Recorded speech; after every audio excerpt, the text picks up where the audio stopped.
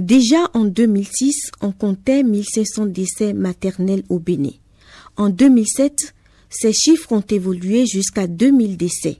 Et parmi ces morts, environ 225 sont imputables aux avortements provoqués clandestins et représentent 15% des décès maternels. Une question toute simple.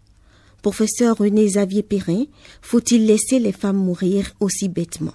Ces avortements, c'est une cause directe de mortalité, c'est 15% de cause de mortalité. Notre objectif, nous, c'est d'éviter les accidents. Donc, c'est de pouvoir offrir l'interruption volontaire de grossesse comme une prestation de soins, comme on offre la césarienne, comme on offre d'autres prestations de soins. Donc, il y a un grand débat qui se fait autour de la légitimation de l'avortement. Dans beaucoup de pays européens, c'est déjà accepté. En Tunisie même, c'est déjà accepté. Je crois que pour nous autres, les médecins, c'est d'éviter les complications des avortements provoqués, des avortements à risque, réalisés dans des conditions vraiment dramatiques, inhumaines, alors qu'il y a des moyens très simples.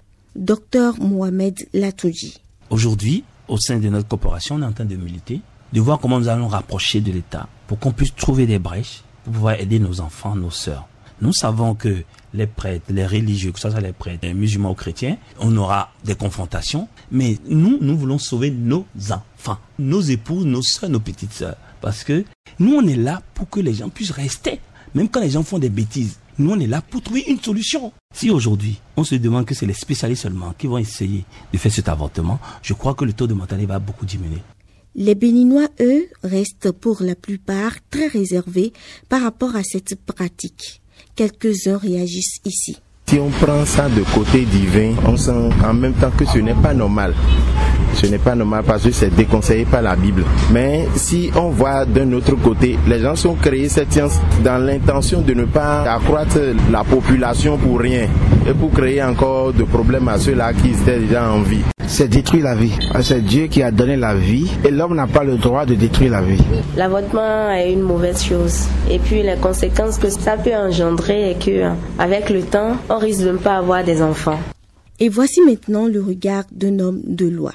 Maître Patrick Tchiapé, avocat à la Cour. Je crois que le législateur béninois doit avancer, essayer donc de lever ces interdictions qui d'ailleurs sont contenues dans des textes coloniaux et permettre donc aux gens d'avoir la liberté d'aller le faire ou de ne pas aller donc le faire. Autant il y a le droit à la vie, également il y a le droit à la mort. Je ne veux pas rentrer dans les conceptions d'euthanasie, de suicide et autres. Mais ici, le vrai problème est de savoir si, lorsque vous aviez un fœtus, ce fœtus-là peut être considéré comme un être vivant ou un individu ou bien un homme. Donc, je crois que c'est un débat qui doit pouvoir donc tourner autour de cette notion, de cette théorie de fœtus, d'être humain, d'homme, etc. Mais n'empêche qu'on doit pouvoir donc donner la possibilité aux gens donc de le faire ou de ne pas le faire. Le débat mérite d'être mené, mais quelques préalables sont indispensables. Professeur Xavier Perrin. Entre la légitimation de l'avortement par les lois et la mise en œuvre de cet avortement médicalisé, il y a un très grand pas à faire. Il faut que les services soient disponibles, il faut que les gens soient informés. En attendant que chaque femme jouisse de son droit de choisir librement de porter ou non une grossesse, mesdames, pensez à la planification familiale. Utiliser des méthodes contraceptives vous protège sur le plan médical et sur le plan pénal.